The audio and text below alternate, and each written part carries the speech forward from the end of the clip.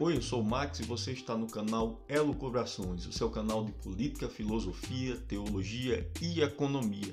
Se inscreve aqui no canal, ativa o sininho para quando chegar vídeo novo pintar a notificação aí no seu celular. Dá like se concordar com o vídeo, dislike se discordar, compartilha aí no grupo de WhatsApp, comenta aqui o que concordou, o que discordou, dá sugestões para novos vídeos, porque hoje nós vamos falar sobre a origem do Estado. Roda a vinheta.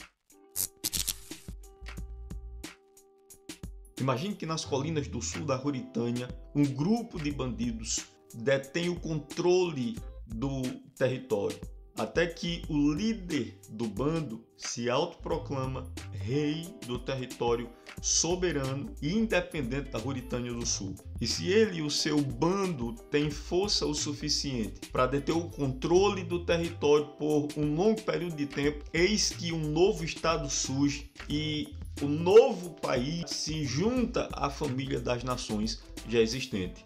E os ex-líderes dos bandidos agora se transformam na nova nobreza legítima do reino. Esta história ilustra de forma simples e breve como é que se forma ou como é que surge um Estado. Um Estado sempre nasce da conquista e da exploração.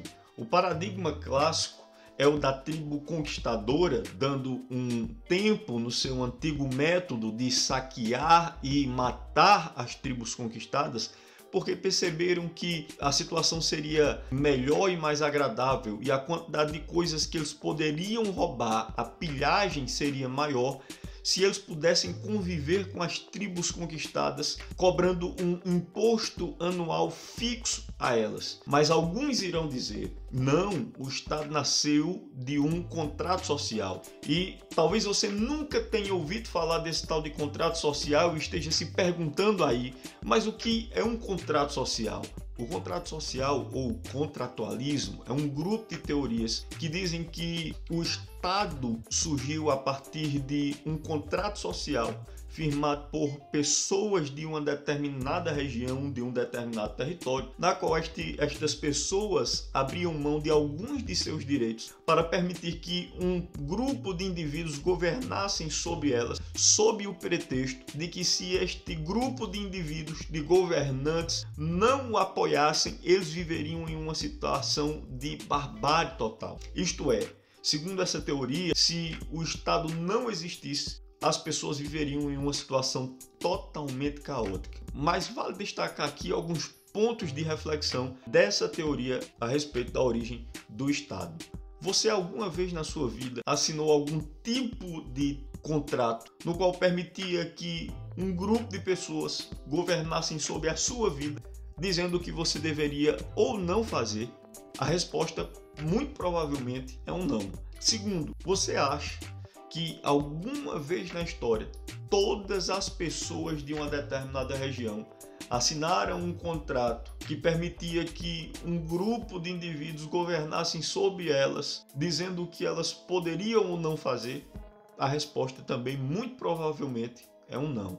Contudo, ainda que a resposta fosse um sim, ainda que todas as pessoas de uma determinada região consentissem que um grupo de indivíduos governassem sobre elas, a pergunta que fica é, com o passar do tempo, e como é que esses governantes saberiam se ainda detêm o consentimento de todas as pessoas, visto que todos os dias nascem e morrem pessoas, outras pessoas se mudam, vão morar em outras regiões, ou seja, a sociedade está em constante mudança, em constante transformação. Então, como é que esse grupo de governantes saberia que ainda detém o consentimento de todas as pessoas, visto que a sociedade está mudando o tempo inteiro, através de um plebiscito anual?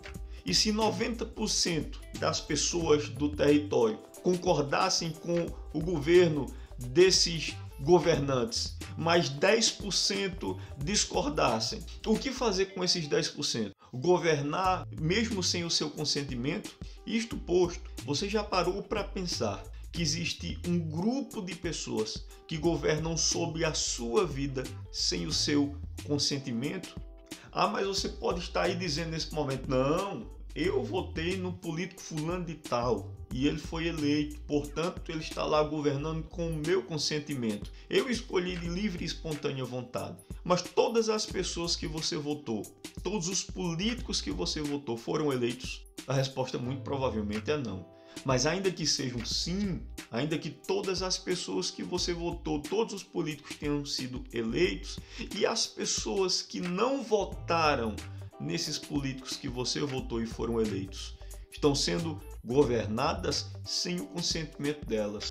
Portanto, isto é uma clara violação ao direito de liberdade das pessoas. Talvez você esteja aí se perguntando, liberdade de quê? Liberdade de escolher não financiar os governantes que elas não concordam com o seu ponto de vista, com a sua visão de mundo, com a sua linha de raciocínio.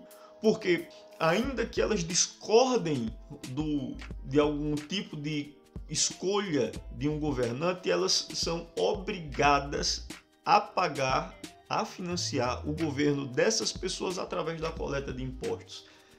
Você não podemos escolher não pagar impostos, concordando ou não, do ponto de vista daqueles que hoje fazem parte dessa classe de políticos que governam sobre esse território que nós chamamos de Brasil, nós temos que financiá-lo. Liberdade de não se submeter a muitas dessas leis que são criadas por esses políticos, que claramente prejudicam a sociedade de forma geral, em detrimento do benefício dos próprios políticos. Você alguma vez na sua vida achou que alguma lei foi aprovada através de votação lá no Senado, lá no Congresso, e que essa lei prejudica você em detrimento do benefício dessa classe de políticos? Com certeza a resposta é sim.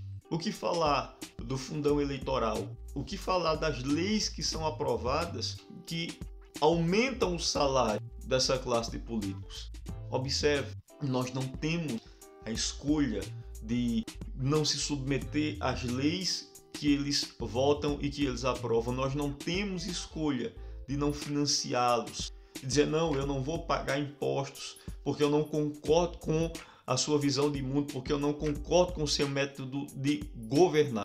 Portanto, eu concluo aqui dizendo duas coisas. Primeiro, você percebeu como o Estado sempre nasce da conquista e da exploração. Segundo, uma frase de Juan Ramón Halo, que é PhD em Economia e em Direito. Ele diz: o direito sempre vem antes do Estado e a propriedade privada originou o direito.